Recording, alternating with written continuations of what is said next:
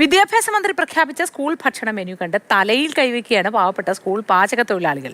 മെനുവിലെ പല വിഭവങ്ങളും ഇവർക്ക് കേട്ടുകേൾവി പോലും ഇല്ലാത്തതാണ്. 2 തരം കറിയും ചോറും സമയത്ത് ഉണ്ടാക്കിയെടുക്കാൻ തന്നെ ഇവരൊക്കെ ബുദ്ധിമുട്ടുമ്പോഴാണ് പുതിയ പരിഷ്കാരം എന്നാണ് പാചക തൊഴിലാളികളുടെ പരാതി. ഭരണകക്ഷിയിലെ തൊഴിലാളികൾ തന്നെ പരിഷ്കാരത്തിനെതിരെ രംഗത്ത് വന്നിരിക്കുകയാണ് ഇപ്പോൾ. Vegetable fried rice, lemon rice, veg biryani വിഭവങ്ങൾ തയ്യാറാക്കാൻ നിർദ്ദേശം. ഇവയോടൊപ്പം ഏതെങ്കിലും വെജിറ്റബിൾ കറികൾ, കൂട്ടുകറി, കുറുമ നൽകുന്നു.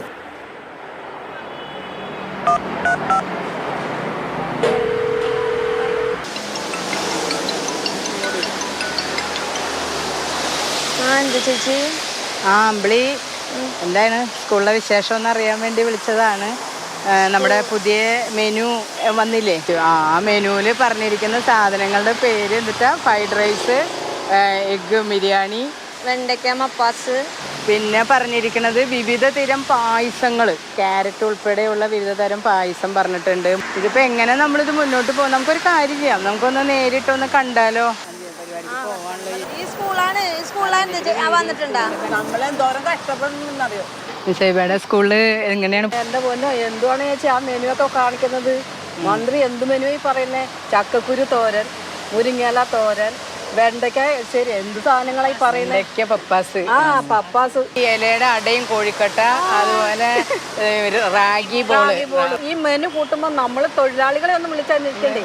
നിങ്ങൾക്കൊണ്ട് പറ്റുമോ എന്നൊന്നും അന്വേഷിക്കണ്ടേ? 8 രൂപ വെച്ചാ തരുന്നേ. ആ 8 രൂപ കൊണ്ട് നമ്മൾ പാല് കൊടുക്കണം, മുട്ട കൊടുക്കണം, പലവ്യഞ്ജനം വാങ്ങണം, ഇത്രയും കറികൾക്കുള്ള പച്ചക്കറികളെല്ലാം വാങ്ങണം. നടക്കോ? അതിൻ്റെ ഇടയിൽ കൂടിയാണ് ഇപ്പൊ ബിരിയാണി.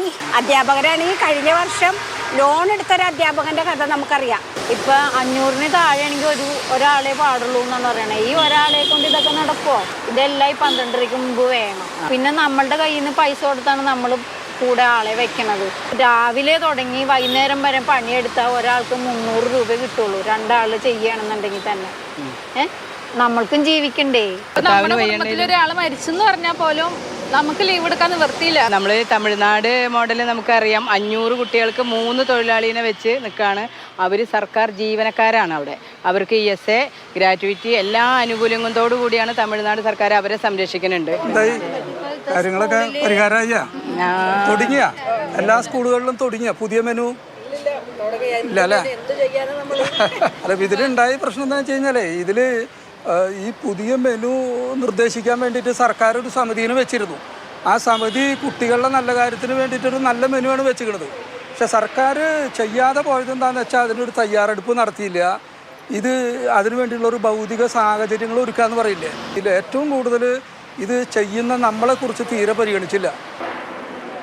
നമ്മുടെ സ്കൂളുകളിലെ മോഹിപ്പിക്കുന്ന മെനു കാർഡുകൾക്കപ്പുറത്ത് അവിടുത്തെ പാചകപ്പുരയുടെ യഥാർത്ഥ അവസ്ഥ എന്ത് എന്നതാണ് ഈ പാചക തൊഴിലാളികൾ നമ്മളോട് പറഞ്ഞത്.